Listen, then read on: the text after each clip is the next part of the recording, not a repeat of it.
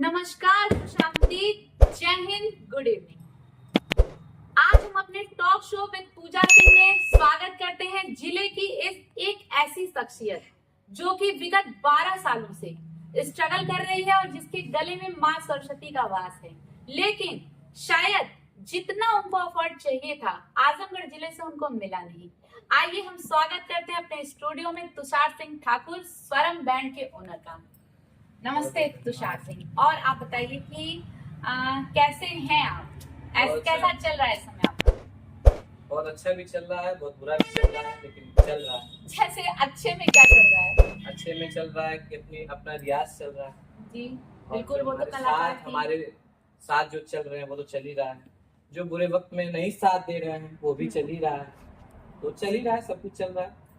अच्छा, चलिए आते हैं टॉपिक पे, और मैं आपसे पूछना चाहूंगी विगत कितने दिनों से आप आजमगढ़ सिटी में अपनी कला को प्रमोट कर रहे हैं और अभी तक आपकी सफलता कहां तक पहुंची? विगत 12 वर्ष हो गए मुझे आजमगढ़ में संगीत सीखते हुए, और अभी तो मैं सिखा भी रहा हूँ और पूरा प्रयास है कि मैं कहीं कुछ बेहतर करूँ, लेकिन कहीं ना कहीं अभी भी मैं स्ट्रगल पीरियड में हूँ और स्ट्रगल कर रहा हूँ।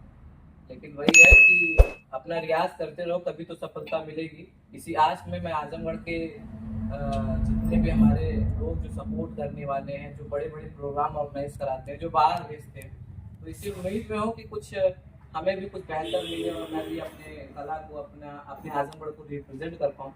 बट वो चीज़ें मिल नहीं रही हैं, लेकिन हाँ अभी भी रियाज जारी है और काम जारी है, तो लगा देखता हूँ कब कैसे। जैसे कि आपने बताया कि विगत 12 सालों से आप जिले में कार्य कर रहे हैं और जिले में अपनी जो आपकी क्वालिटी है उसको प्रमोट कर रहे हैं, तो मैं ये एक चीज आपसे जानना चाहूंगी कि सबसे ज्यादा वो कौन सी चीज आपके स्ट्रगल में आड़े आती है जो कि आपके प्रमोशन को रोकती है? प्रमोशन को रोकने का मतलब है कि हम अपना रियाज कर रहे हैं, तो माँ सरस्वती तो मेरा साथ दे ही रही है, और रियाज करते करते मैं अपनी गायकी में तो परफेक्ट माँ सरस्वती के कारण हूँ, लेकिन जो मुझे मंच चाहिए जो मुझे नहीं प्रोवाइड होता है। जैसे आजमगढ़ में बहुत अच्छे संस्थाएं हैं, काम भी मैंने बड़ा किया है, लेकिन वही है कि बड़ा पैक स्टेज से मैं काम करता हूँ, और कहीं अगर जरूरत पड़ती है कि कोई बोलता है कि अरे कोई आजमगढ़ से, तो वो लोग कभी सपोर्ट ही नहीं करते। ऐसे बहुत ऐसे संस्था हैं जो सिर्फ आप अपने मतलब के लिए वो काम कराते हैं, करते हैं। तो मुझे भी ऐसा लगा, तो मैं थोड़ी सी दूरियां बनाना शुरू कर दिया हूँ, खुद वन मैन आर्मी की तरह चलना शुरू कर दिया हूँ। और ये शो मुझे बहुत कुछ दे रहा है, आपके द्वारा जो ये मिल रहा है, तो आप जैसे अच्छे लोग भी हैं यहाँ पे आजमगढ़ में। तो आज पहला ब्रॉडकास्ट हमारा है, उसमें मुझे निमंत्रण दिया गया, मुझे बहुत अच्छा लगा, तो उसके लिए आपको भी धन्यवाद करना चाहूंगा। बाकी ठीक है, जो सपोर्ट करेगा, जो सपोर्ट करने वाला होगा वो तो करेगा ही। तो प्रयास है कुछ अच्छा करने का, और मुझे ये लगता है कि अगर आजमगढ़ वालों को दिखता है ये, तो मैं अपने आजमगढ़ को रिप्रेजेंट करना चाहता हूँ, बट वही है कि सुविधा नहीं मिल पा रही। जो आपने एक बात कही वन मैन आर्मी वाली, तो एकला चलो, गांधी जी ने कहा था एकला चलो। अगर आपके में हिम्मत है तो आप अकेले चलिए, और अगर हौसला आपका बुलंद है तो आपके लिए कुछ भी असंभव नहीं है। तो मैं आपसे सबसे पहले तो ये जानना चाहूंगी कि हाँ, आपकी आवाज हमने भी सुनी है, माँ सरस्वती का आपके कंठ में वास है। तो कुछ लोग जैसे माँ लक्ष्मी को बहुत ज्यादा प्रेफर करते हैं, कुछ लोग बहुत ज्यादा माँ सरस्वती को प्रेफर करते हैं, बट मेरा मानना ये है कि अगर आपके पास माँ सरस्वती का आशीर्वाद है तो आप लक्ष्मी को अपने पास अर्जित कर सकते हैं। क्या ये बात सत्य है? लक्ष्मी तो अपने आप आ ही जाती है, जब आपका काम अच्छा होगा तो लोग अपने आप करेंगे, लेकिन पहले आपका काम अच्छा होना चाहिए। अगर आपका काम अच्छा नहीं तो आप लक्ष्मी क्या कुछ भी आप नहीं हासिल कर पाएंगे।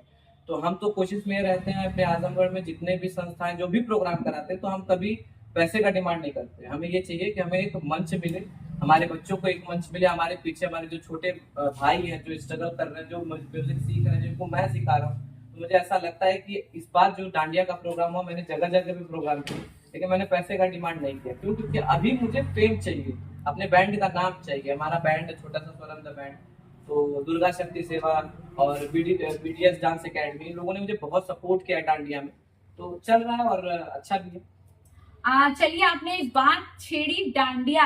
इस बार आजमगढ़ में मुझे लगा कि गुजरात से के बाद अगर कहीं डांडिया सिटी में हुआ था तो आजमगढ़ सिटी में हुआ। बहुत खुशी हुई देख के कि जैसे हम लोग बिग सिटीज में पर डे कहीं ना कहीं डांडिया के लिए जाते थे, कि विगत 15 साल पहले की बात मैं बता रही हूँ, बट इस बार आजमगढ़ में एक दिन में इतने सारे डांडियास थे कि लोग तय नहीं कर पा रहे थे। इवन मैं भी तय नहीं कर पाई थी मुझे कहाँ जाना है, इसलिए मैं एक दो डांडिया प्रोग्राम छोड़ के कहीं गई नहीं। हाँ, डांडिया से ये याद आया कि एक डांडिया शायद आपका को मुझे याद नहीं आ रहा वो कौन सा डांडिया था जिसमें आपका एक वीडियो काफी वायरल हुआ था।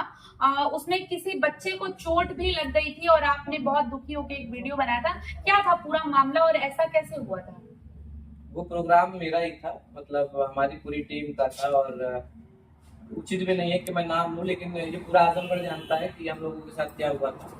उसमें हमारे बच्चों को धक्का देना और मंच से उतार देना, और अगर अच्छा, मंच से उतार दिया गया था? अगर अच्छा प्रोग्राम मतलब ये बोला गया कि आपको परफॉर्म हाँ, नहीं क्योंकि करना बड़े है। आर्टिस्ट आ गए हैं तो आप यहाँ से उतर अच्छा। जाइए। हाँ, अच्छा। फिर हम बाद में आपको मौका देंगे। मौका कब देंगे? जब बड़ा स्टार गा के चला जाएगा। हाँ। तो फिर तो कोई मतलब ही नहीं हाँ, निकलता, तो भीड़ पब्लिक भी रहेगी। चली जाएगी। तो हमारा प्रोग्राम, हम उसमें तन मन धन से लगे, और इस तरह की जो बातें हुई उससे मुझे बड़ा आज हुआ। मुझे ये लगा कि भाई किसी के लिए करना, मतलब अगर करो भी और भुगतो भी तो ये उचित नहीं है। तो ये चीज हुई और वायरल भी हुआ।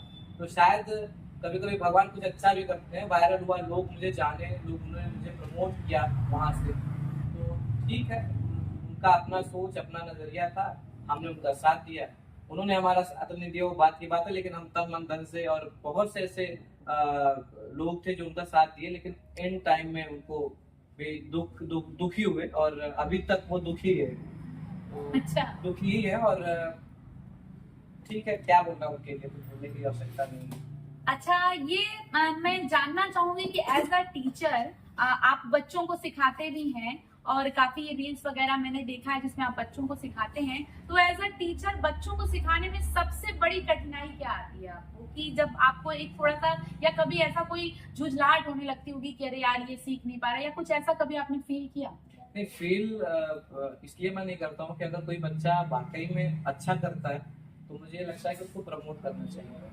और क्योंकि बच्चा पैसा देता है सीखने के लिए, और अगर बच्चा बहुत अच्छा नहीं कर रहा है या नहीं है तो उसको हम क्यों ही लाएं, उसको क्यों हम खराब करें उसकी जिंदगी की। हाँ भैया आओ, तुम बहुत अच्छा गा रहे हो, तो पैसा आ रहा है, पैसा किसी को काटता नहीं। मेरे यहाँ बच्चे इसलिए टिक नहीं पाते हैं क्योंकि मैं बोल देता हूँ मुंह पे कि भाई मत करो, समय अपना जाया मत करो, यहाँ पे समय खराब मत करो। तो कहीं ना कहीं मुझे निगेटिविटी भी सुनने को मिलती है कि अरे बड़ा घमंडी है, ये है वो है, क्योंकि मैं मुंह पे बोलता हूँ और सत्य बात बोलता हूँ। बच्चे अगर 18 किलोमीटर से आ रहे हैं और वो गा नहीं पा रहे हैं तो मैं उनको जबरदस्ती 5 साल उसी में रगड़ूं, तो कहीं ना कहीं जब वो दुखी होंगे तो कितना आज उनको होगा, और फिर हमें भी तो वो झेलना पड़ जाएगा कि हाँ उन्होंने क्या सिखाया। तो अच्छा, 12 साल एक बहुत बड़ा टाइम होता है किसी भी टीचर के लिए या किसी फील्ड के लिए, एक बहुत बड़ा टाइम होता है 12 साल। तो अगर कोई बच्चा आपके यहाँ सिंगिंग सीखने आता होगा तो मे बी 10 इयर्स का होगा। आपने 12 साल अपने इस कैरियर को दिया, तो कोई बच्चा ऐसा आपके स्टूडेंट्स में से निकला जिसने या तो नेशनल लेवल या राष्ट्रीय स्तर पे कोई अचीवमेंट हासिल किया हो, या उत्तर प्रदेश लेवल, पूर्वांचल मैं लेवल पे एकेडमी गया? तौर पे जीटी ग्लोबल में पढ़ाता हूँ, वहाँ का टीचर हूँ, म्यूजिक टीचर। तो वहाँ के बच्चों को मैंने बाहर मैं ले गया हूँ, खुद भी सिखाते सिखाते और बाहर ले गया हूँ। मुझे ऐसा लगता है कि अगर बच्चे सीख रहे हैं, जब तक वो आगे देखेंगे नहीं, कुछ गाएंगे नहीं मंचों पे, तो मतलब सीखने का उनका मतलब क्या है। आजकल के, मैं बुराई नहीं कर रहा हूँ, लेकिन आजकल के जो गुरु हैं उनको ये है कि अरे चलो सीख रहा है बच्चा, चलो जाएगा अपना बात कर लेगा। लेकिन हमारा क्या है, हमको ये है कि प्रमोट करना है। हम जीडी ग्लोबल में थे, तो आज भी हैं जीडी ग्लोबल में, तो बड़े बड़े महोत्सव हमने कराया, आजमगढ़ महोत्सव कराया, बाहर ले गए, कजरी महोत्सव में हमने पार्ट कराया।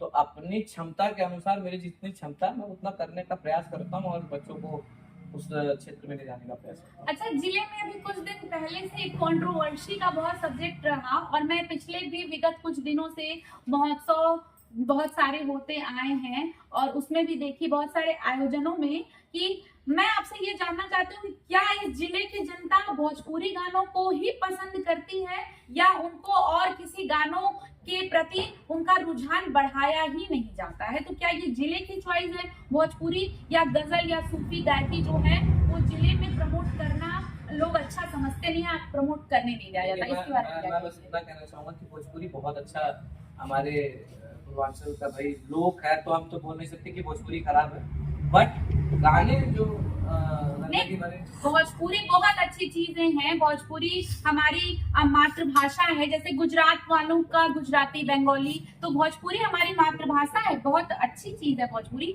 बट भोजपुरी गानों की जो लिरिक्स होती है वो कुछ अच्छी हैं, एक जगह पे बजे तो वहां पे ही बहुत अच्छे हैं, बट कुछ प्लेसेस पे जब वो बजते हैं तो फैमिली के साथ या अपने बड़ों के साथ जब वो वर्ड्स कान में जाते हैं तो सुनने में अच्छा नहीं लगता है। तो इसके बारे में आप क्या कहना चाहेंगे? सबसे पहले तो गलती हमारी है कि हम सुनते हैं, तो कैसे गाना बजे तो क्या कान बंद कर लेंगे? तो बस वही बात है। अब वो तो गा रहे हैं, वो गा रहे हैं, या तो फिर लोग सुन रहे हैं तब वो गा रहे हैं, गा रहे हैं। गा रहे हैं, उनकी गायकों की गलती नहीं है, लोग सुन रहे हैं, उनको पसंद कर रहे हैं, व्यूज मिलियंस में जा रहे हैं। आप गायक को क्यों, हम किसी गायक को हम क्यों ब्लेम करें, फलाने गायक ने ये इतना गंदा गाना बनाया या गाया? क्यों? हम उस गाने को हमने पसंद किया, इसलिए उसने 1 बनाया, 2 बनाया, 10 बनाए, 50 बनाए, तो हमारी गलती, हम उसको पसंद कर रहे हैं। ठीक है। अच्छा, आप जैसे म्यूजिक में आपका सबसे गोल्डन पीरियड क्या रहा?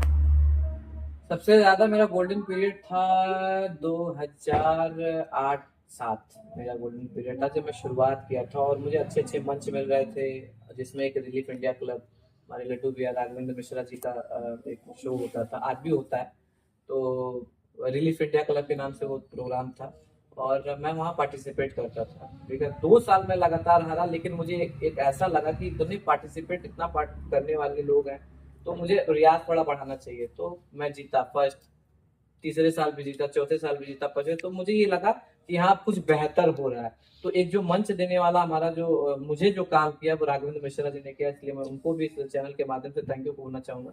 वो मेरा गोल्डन पीरियड था। उसके बाद मैं बाहर निकला, सीखना शुरू किया, और किसी कारणवश मैं यहाँ आया, तो मुझे ये उम्मीद थी कि मैं अपने जिले से कुछ कर पाऊँ और जिले के लोग मुझे थोड़ा सपोर्ट करें।